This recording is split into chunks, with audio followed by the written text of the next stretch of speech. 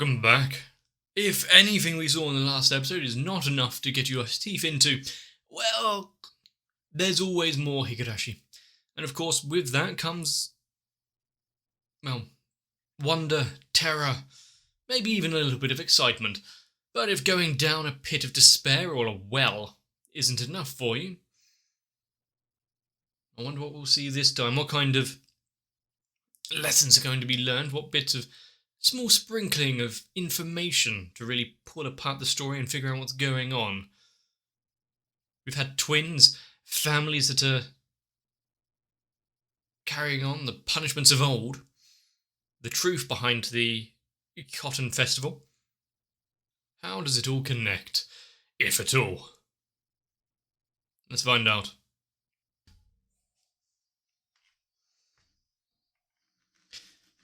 One question I did have is, are we starting again with a new iteration? Yes, don't poke the random bags in the river. Yeah, food. Food usually has teeth, doesn't it?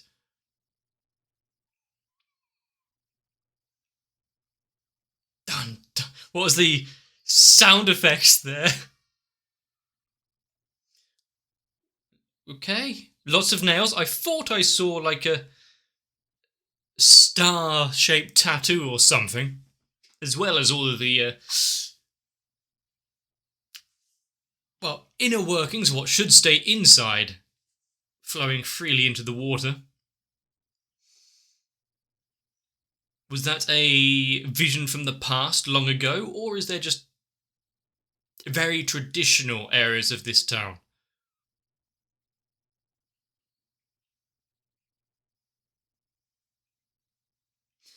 Considering what we saw in the last episode with Mion enacting justice and about to drive nails into his hands and fingers,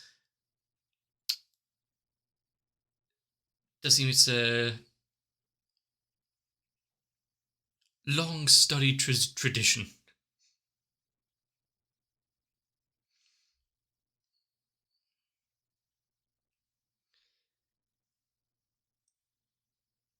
And is the family and connection to the Oni and whatnot going to be brought up in the future?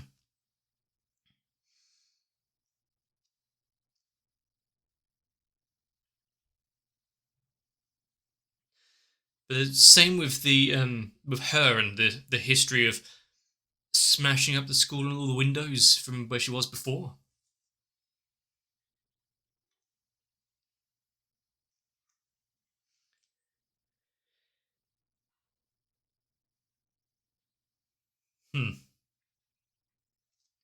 So once again, and it was this another reason is why they have to leave.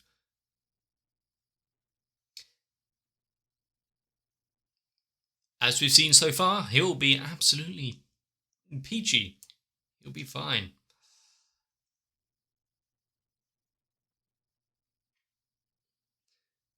But with well, I'm sure someone will cook for him.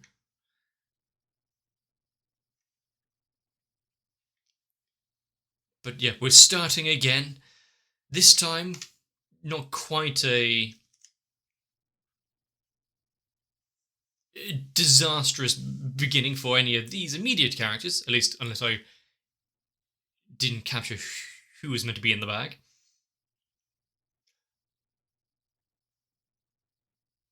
Cooking really isn't that difficult. I don't particularly think he needs to go all fruit ninja on it. Also, those slices can be a little thinner.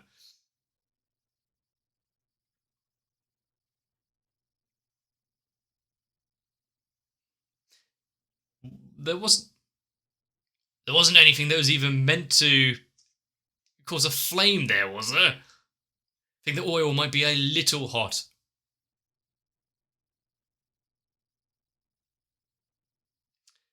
Damaging to the infrastructure of the house. Well, They knew what kind of trouble he'd be causing for himself. Would it be arson for accidentally setting your kitchen alight?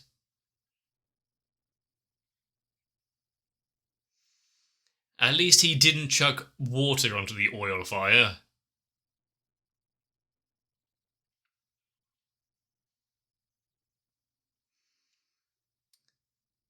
He really owes them his life. I think she might be feeling a little confident in herself now that she's got the upper hand, so you can't even cook for shit.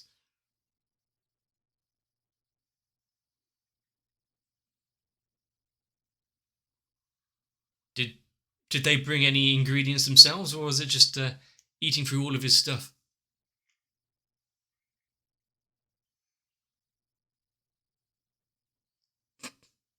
She's cooking, isn't she? Do you want anything in there? Maybe not speak ill of your chef.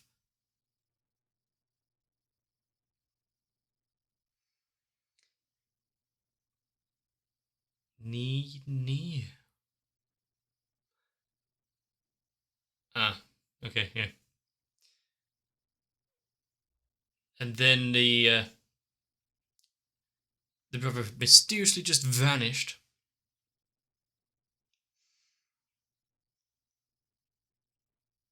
And who had any connection to that? Very separately.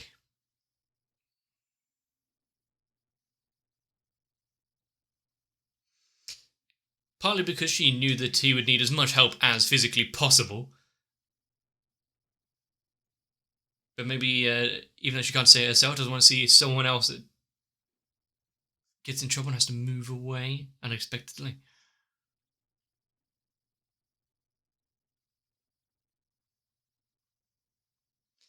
I mean, there's no way you can really hide with rice if you do it incorrectly.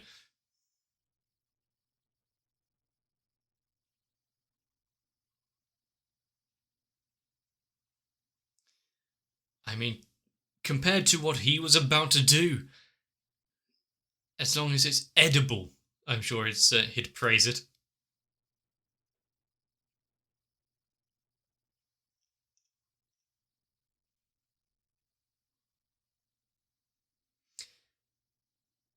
I was about to say, does she really want to bring up the brother? Like, have a bring down the mood of this dinner? Caught herself with how she speaks right there.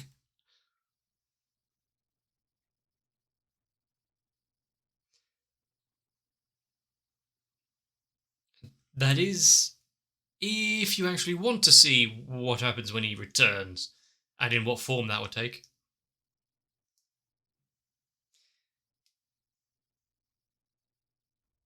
And considering the rest of the friend group, we've spent almost zero time with this one, so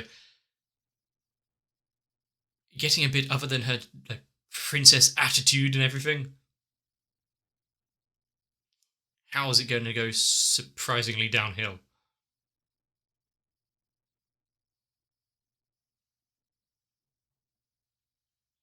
What's the whole me thing about?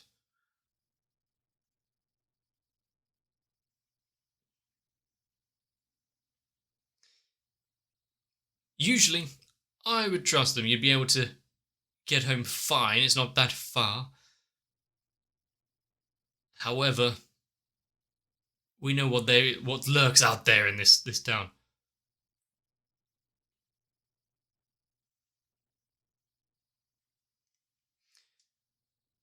Congratulations, a passing grade.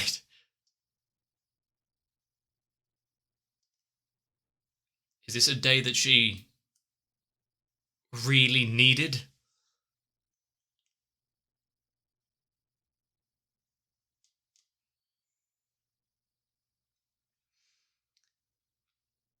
I was going to question you, do you really want to have one ride off ahead?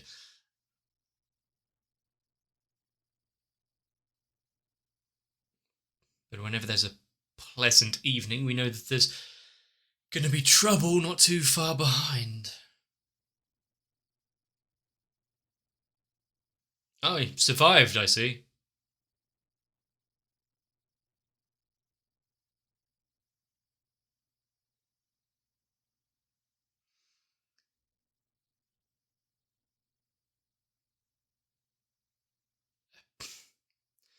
So, out of nowhere, he's not going to have to come running. Is that the bat from before? So now, not only is he acting as the. Oh no, it's a golf club?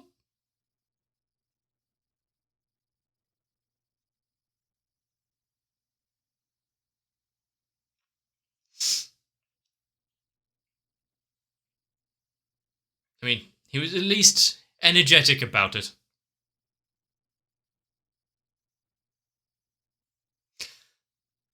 I would have more than one question about all of this. I mean, even if you are in a hurry, you'd be able to tell the difference between a baseball bat and a golf club just in weight alone. And distribution of that weight.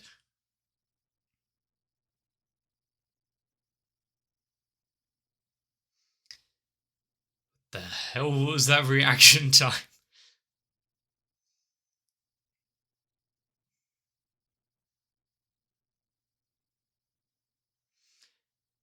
Outperformed and outshone almost immediately. Maybe they would have been better off if they hadn't have called him for help.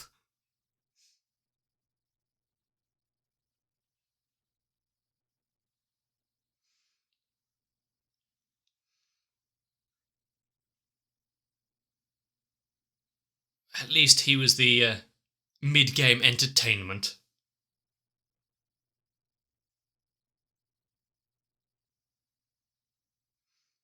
Idiot.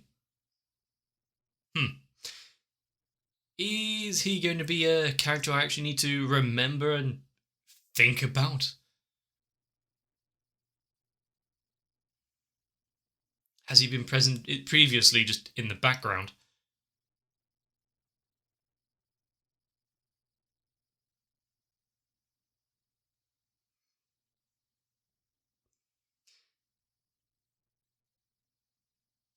Does that sentence even mean? Also, it was his connection to her.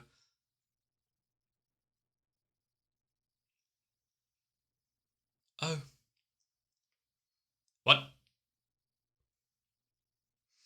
Don't worry, I don't think you have a romantic rival, although, isn't she like 9?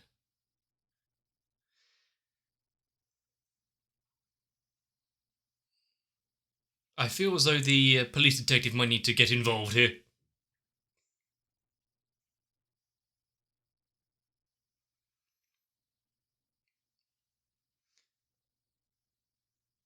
Misfortune is one way of putting it. That we've here heard bits and pieces of what's happened to him. The fact he just vanished and whatnot, or maybe just transferred.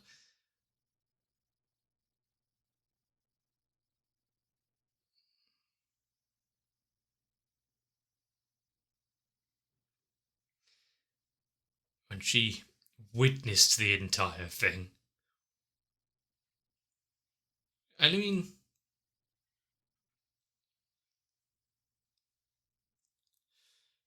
there's no real coming back if you see a family go through something like that, especially at a young age. But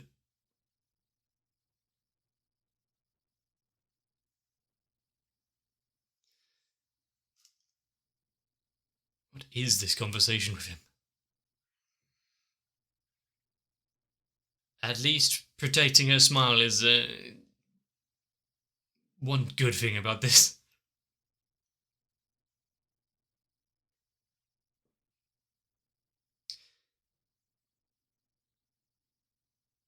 Who's filling in with his internal monologue there?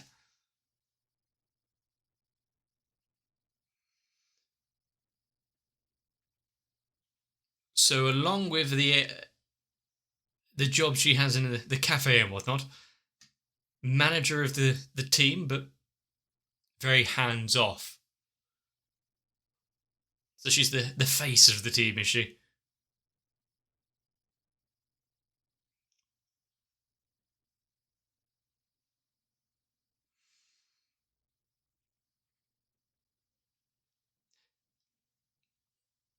I mean, mascot is a very important role, I guess.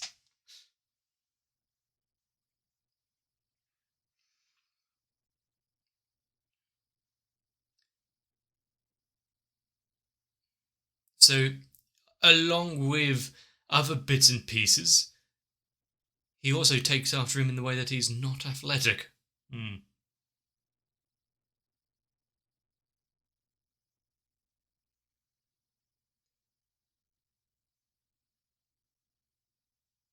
And she hasn't heard that.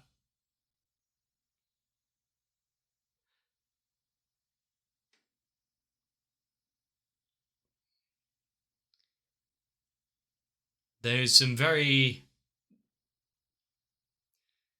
Well, he's not allowed to talk about it. Well, he didn't know there was a taboo subject before, did he?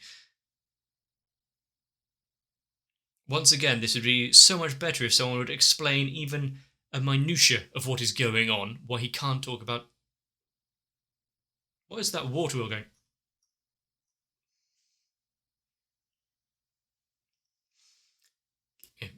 Can't talk about anything about what's going on. People withholding bits, pieces from him. It's,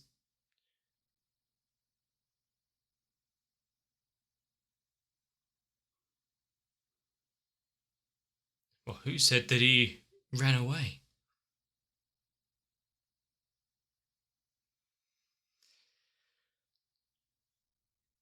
The fact there are two very diverging stories here.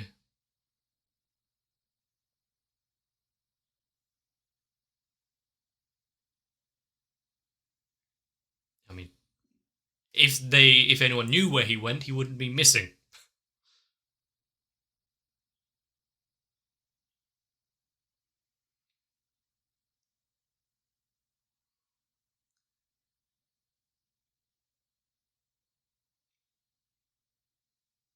So they put the two and two together and thought, well, if he's got this money here, he took it and left.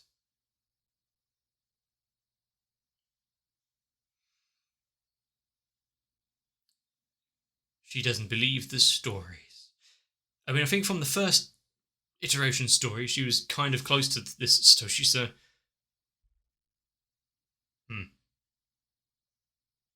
what was the shadow on her lip there?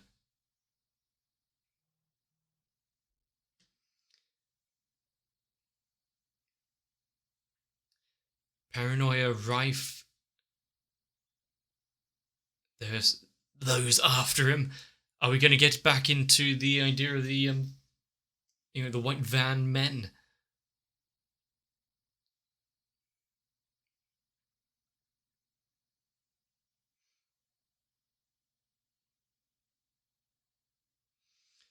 This is all just conjecture, but are we back to the calm talking and yet very animated facial expressions?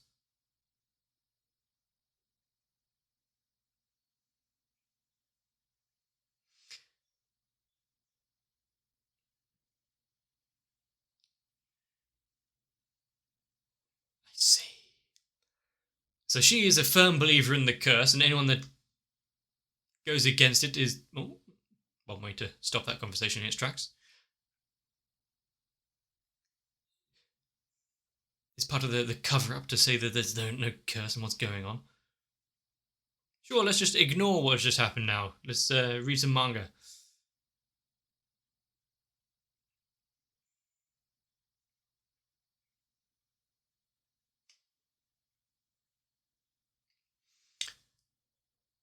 Try to save face a little.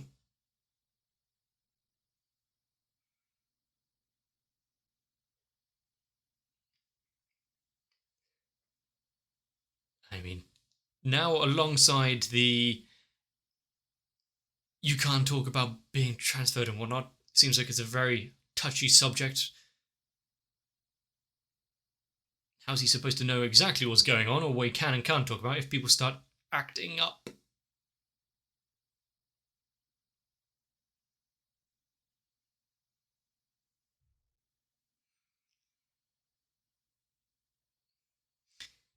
Not everyone, it seems, otherwise there wouldn't be people who fell to the curse.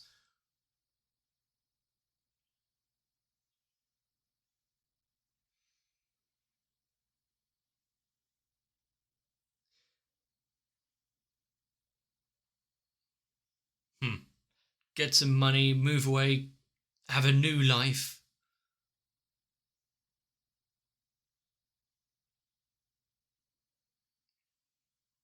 So, could it have been an actual just complete freak accident? Or did someone loosen the railings there? Specifically, they knew they'd be leaning on it.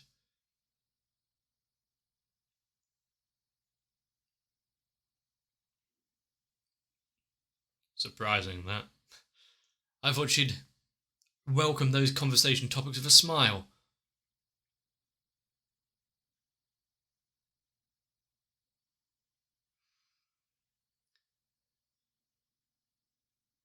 Because a comforting lie is better than knowing the truth. And in this case, that might actually be.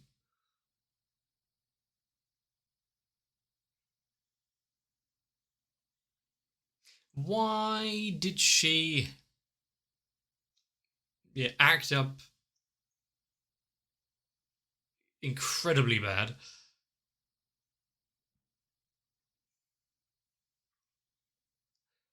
It's a good question, especially if she's only recently come into it all.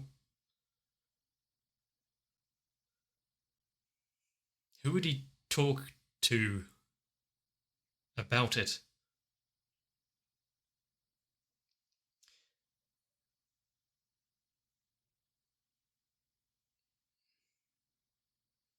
We've seen this. Her attitude shifts abruptly. But also, has it anything to do with what we were told before with the windows and the bat and whatnot? Also, the whole it wasn't my fault, it was this curse that took control of my body. Couldn't do anything about it. That seems a very easy way to get out of any sort of responsibility.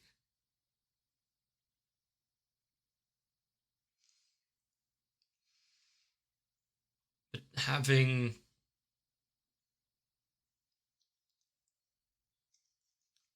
normal conversations about difficult subjects seems to be very impossible around here.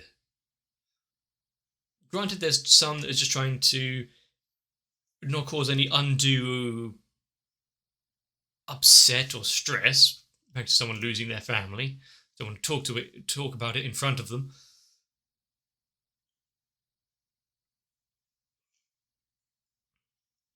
But it feels with people suddenly vanishing or falling foul of this curse, maybe there are reasons to bring up said topics, so that you don't become the next in the long line of victims.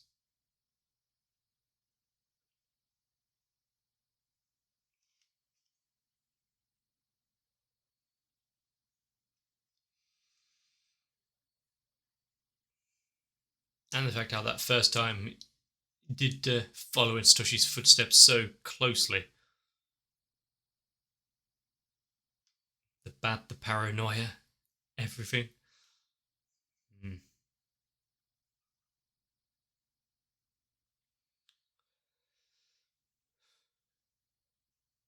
What was the doctor dude?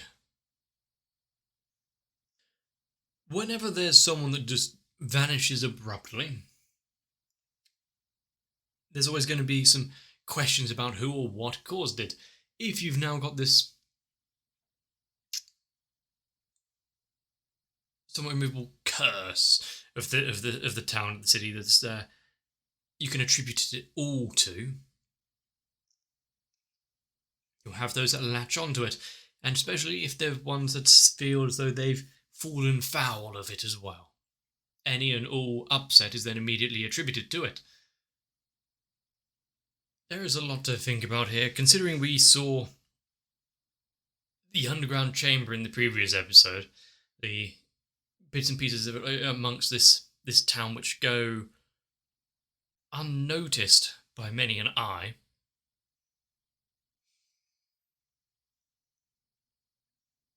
There's families trying to maintain the secrets. If there's people that could vanish under the curse, and then you've got these previously very unspoken about the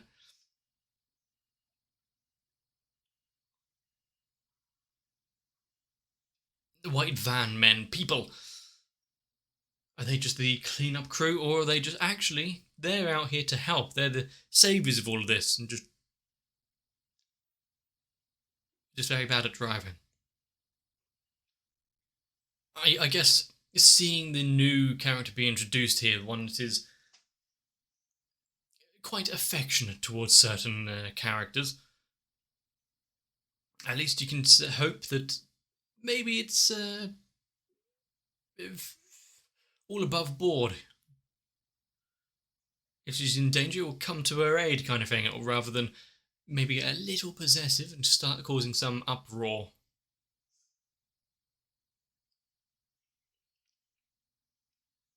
And who or what is going to be the smoking gun of this small arc chapter thing?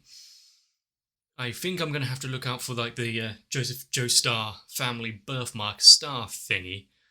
I believe that was on the corpse in the water.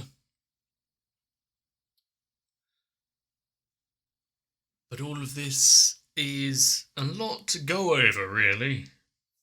I don't know.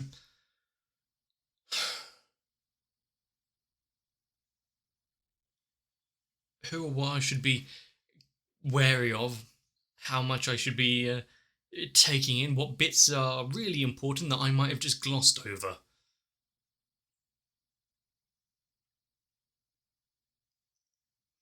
His parents suddenly going away again. You're going to be alone in the house for a while.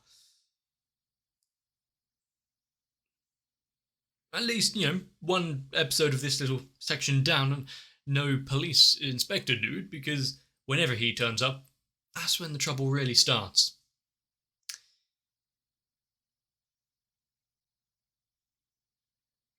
The preview bit at the beginning of the episode, it kind of gives you a clue of who's in danger or who to worry about.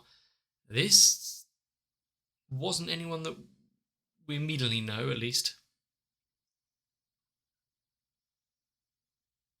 So it could go anywhere. Anyone and everything is both victims and culprits at the same time. Open-ended on this story. I just know we're spending a lot more time with the princess character. She did need a bit more personification in this, to be fair, so I'll be looking out for what's going on. If you've enjoyed it, let me know. Leave a like and a comment down below if you want to see more. If I've missed anything spectacular, please let me know. But for now, make sure to take care of yourselves. Have a bit of a rest. And remember, a golf club is not a baseball bat. I know it's so tricky to distinguish them sometimes. See you in the next one. If you want to join the literal ones of people who care about me, consider joining onto my Patreon, and while I still won't have anyone to cook for me, at least I can maybe afford some food to have in between the anime. So, I do need to thank Noku, Sal, Croyville, Ruben Finamawa, Guado, Kite, Raywin, Lightwizard91, Shiwan, Tori Jane, and everyone else. For without them, I would be floating down the river of despair.